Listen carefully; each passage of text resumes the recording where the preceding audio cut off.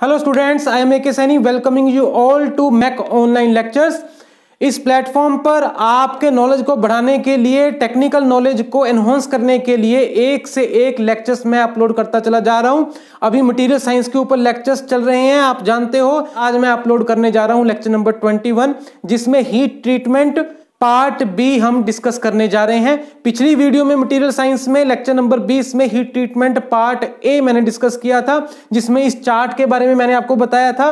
This is classification of various processes under heat treatment, बताया था heat treatment क्या है। और उसमें एनीलिंग प्रोसेस और इसकी जो सब प्रोसेसेस हैं, full annealing process, annealing, spheroidise annealing और डिफ्यूजन एनीलिंग, इसके बारे में मैं आपसे चर्चा कर चुका हूं पिछली वीडियो में। लिंक्स नीचे हैं। मटेरियल साइंस में जितनी वीडियोस अपलोड हो चुकी हैं वो सब भी नीचे प्लेलिस्ट में लिंक्स हैं, तो आप क्लिक कीजिए, देखिए। और भी वीडियोस इस चैनल पर जो जो अपलोड हो चुकी हैं वो सारी डिस्क्रिप्शन बॉक्स में नीचे हैं, लिंक्स में आप क्लिक करके देख सकते हैं। तो चलिए आज की वीडियो स्टार्ट करने जा रहा हूं। इसमें मैं एक्सप्लेन करने जा रहा हूं प्रोसेस नॉर्मलाइजिंग। तो चलिए देखिए, तो नॉर्मलाइजिंग क्या है ये लिख दिया मैंने, बहुत सिंपल है, पढ़ लो समझ लो, बात बन जाएगी। बात क्या है, स्टील सैंपल आपने लिया, उसको आपने हीट किया at which gamma is stable और then do air quenching of the sample. बस यही है नॉर्मलाइजिंग। क्या मतलब इसका, आपके पास जो स्टील का सैंपल है उसको आपने हीट करना है। हीट किस में करोगे, फर्नेस में ही करोगे। तो कहां तक करोगे, वहां तक करिए जहां गामा फेज स्टेबल हो जाए। क्या मतलब, देखिए इस आयरन कार्बन डायग्राम में ये जो स्टील है, steel that means 0.8% eutectoid steel, 0.8% से नीचे कार्बन आयरन में तो हाइपो यूटेक्टोइड स्टील, 0.8 से ऊपर 2.1 तक तो हाइपर यूटेक्टोइड स्टील। जानते हो ना, मैंने अच्छे से समझा रखा है पहले भी, तो ये सारा कर्व आपको मालूम है। पिछली वीडियो में ये भी बता दिया था LCT क्या है, UCT क्या है। ये LCT लाइन है, लोअर क्रिटिकल टेम्परेचर लाइन, ये UCT कर्व है, अपर क्रिटिकल टेम्परेचर लाइन। तो आपने क्या करना है, जो भी आपके पास स्टील सैंपल है, स्टील के लिए ही आयरन कार्बन डायग्राम का जो पार्ट बना रखा है सिर्फ स्टील रीजन के लिए है, तो आपने उसको हीट करना है कहां तक, जहां वो गामा में पहुंच जाए। यानी कि अगर आपके पास हाइपो यूटेक्टोइड स्टील है इस रीजन में, तो UCT से ऊपर ले जाइए टेम्परेचर, अपने आप वो गामा में पहुंच जाएगा, स्टेबल हो जाएगा। और अगर आपके पास हाइपर यूटेक्टोइड स्टील है तो LCT से ऊपर और इस लाइन से भी ऊपर आप इस रीजन में आ जाइए जहां गामा स्टेबल हो जाए। तो वहां तक आपने हीट कर लेना है। ओके, उसके बाद आपने क्या करना है, सैंपल को फर्नेस में से बाहर निकाल देना है। देखिए यही इंपॉर्टेंट बात है। एनीलिंग और नॉर्मलाइजिंग में एक बहुत बड़ा डिफरेंस बता रहा हूं, ध्यान से सुनिए। I am repeating, the difference between annealing and normalising is, annealing में आप जो कूलिंग करते हो स्पेसिमेन की, वो फर्नेस के अंदर ही करते हो। क्या करते थे आप, फर्नेस को बंद कर दिया या फर्नेस का टेम्परेचर काफी डाउन कर दिया, जिससे कि कंट्रोल्ड कूलिंग रेट से आपके पास स्पेसिमेन है ठंडा हो सके, वो एनीलिंग होती थी। लेकिन स्पेसिमेन को रखा कहां आपने ठंडा होने के लिए, फर्नेस के अंदर ही। यहां नॉर्मलाइजिंग की बात कर रहा हूं। नॉर्मलाइजिंग में आप हीट करने के बाद फर्नेस में से स्पेसिमेन को बाहर निकाल लेते हो, बस फर्नेस का काम खत्म। अब उसको ठंडा कहां होने देना है आपने, बाहर ओपन एयर में, एयर में आपने रखना है। तो एयर कूलिंग होती है। और आप समझते हो फर्नेस का जो हॉट एनवायरनमेंट है उसके अंदर अगर आप कूलिंग करवा रहे हो तो वो तो कूलिंग रेट बहुत कम होगी, जबकि नॉर्मलाइजिंग में जब एयर में कूल कराओगे तो एयर की कूलिंग रेट उसके कंपैरेटिवली ज्यादा होने वाली है। इसलिए यहां हम वर्ड यूज कर रहे हैं क्वेंचिंग। एनीलिंग में मैंने कहीं वर्ड क्वेंचिंग नहीं यूज किया था पिछली वीडियो में, ध्यान से सुन लीजिए। यहां पे मैं क्वेंचिंग वर्ड यूज कर रहा हूं क्योंकि comparatively to the annealing process यहां पर कूलिंग रेट फास्ट है, उससे तो फास्ट ही है एयर की कूलिंग रेट। तो यहां आपने ये दो काम करना है, heat the specimen at which gamma is stable, heat in the furnace, then take out the sample from furnace, और उसको आपने फिर एयर क्वेंचिंग में लेके जाना है। तो इससे होगा क्या, क्या मिलने वाला है इससे, अब प्रश्न ये उठता है। चलिए वो भी आपको बता देता हूं। उसको जानने से पहले मेरे एक प्रश्न का जवाब दे दीजिए, जरा ध्यान से सोचना।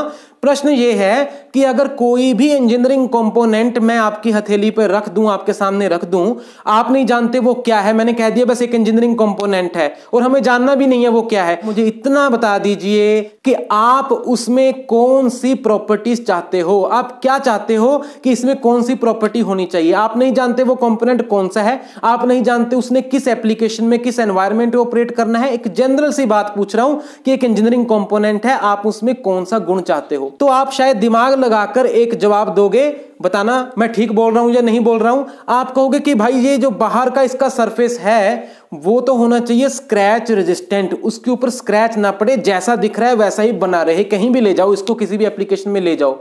और जो अंदर का मटेरियल है, कोर जो उसका है, वो ऐसा हो कि वो शॉक्स को सह सके, वाइब्रेशंस को सह सके, ताकि अलग अलग जो ऑपरेटिंग कंडीशंस हमारी हो सकती हैं उनको वो सह सके। एक जनरल सी बात ये हमारे दिमाग में आती है, एम आई राइट और रॉन्ग?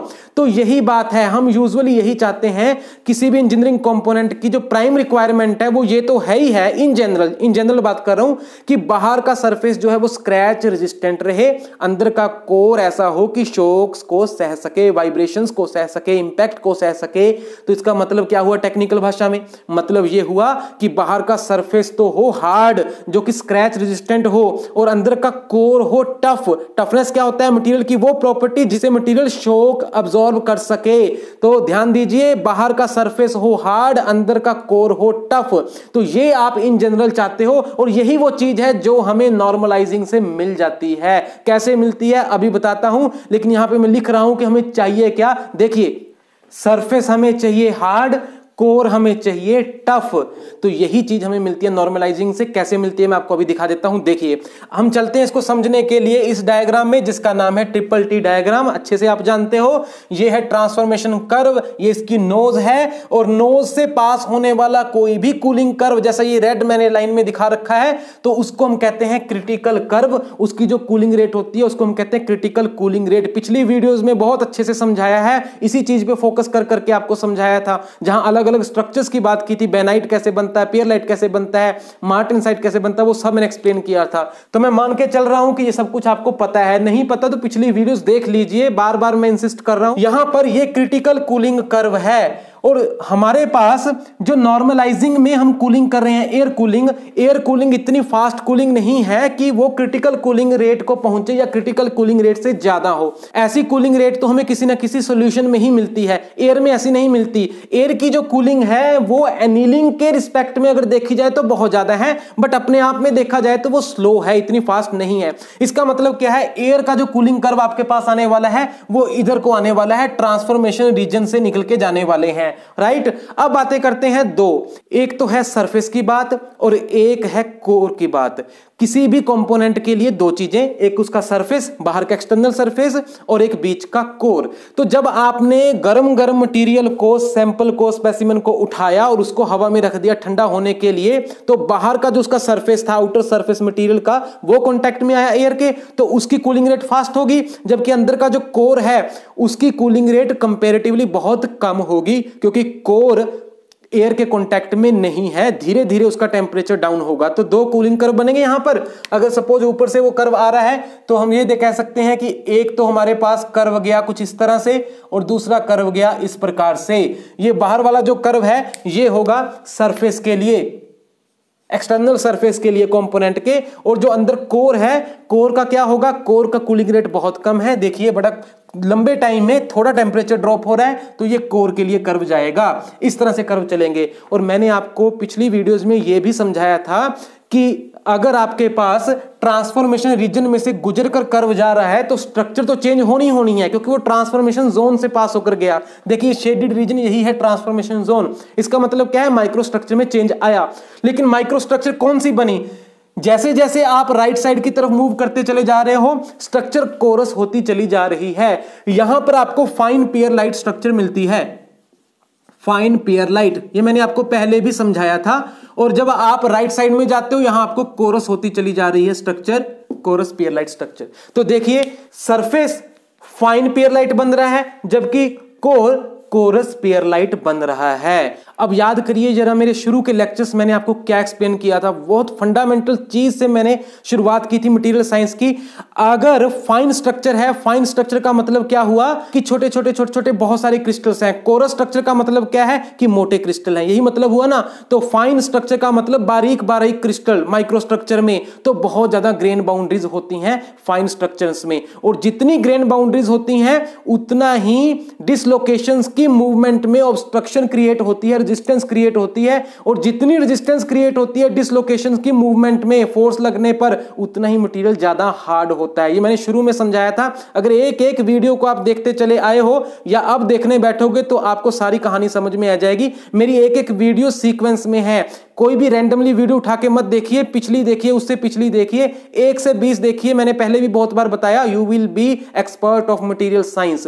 तो मैं आपको रिपीट करके बता रहा हूं इंपॉर्टेंट पॉइंट, जितनी फाइन स्ट्रक्चर होगी इसका मतलब उतनी ही ग्रेन बाउंड्रीज ज्यादा, और जितनी ग्रेन बाउंड्रीज ज्यादा इसका मतलब डिसलोकेशंस की मूवमेंट में उतनी ही ज्यादा बाधा, उतनी ज्यादा हर्डल रेजिस्टेंस है, और जितनी डिसलोकेशन के मूवमेंट में रिस्ट्रिक्शंस हैं उतना ही मटेरियल हार्ड है। तो सीधी सी बात है, यहां फाइन पियरलाइट मिल रहा है सरफेस के ऊपर, इट मीन सरफेस हार्ड मिल रहा है आपको, जबकि कोर कोरस स्ट्रक्चर में है, और कोरस का मतलब क्या हुआ फिर भी बहुत कम हार्डनेस कम है लेकिन टफनेस ज्यादा मिल रही है। सो कोर आपको टफ मिल रहा है, सरफेस आपको मिल रहा है हार्ड, जो कि एक स्वाभाविक सी रिक्वायरमेंट है किसी भी इंजीनियरिंग कंपोनेंट के लिए।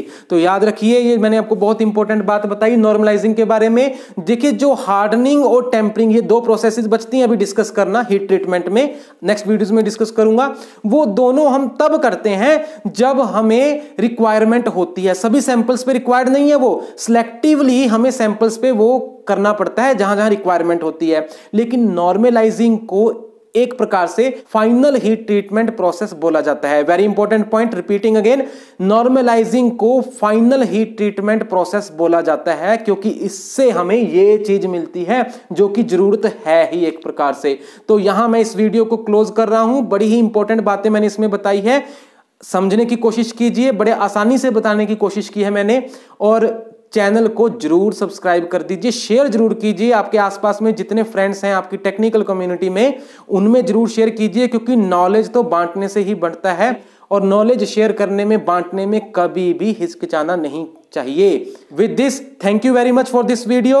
नेक्स्ट वीडियो डालने जा रहा हूं जिसमें हार्डनिंग को एक्सप्लेन करूंगा, फिर टेम्परिंग को एक्सप्लेन करूंगा, और हीट ट्रीटमेंट पूरा क्लोज कर दूंगा। सो थैंक यू, धन्यवाद, थैंक यू वेरी मच।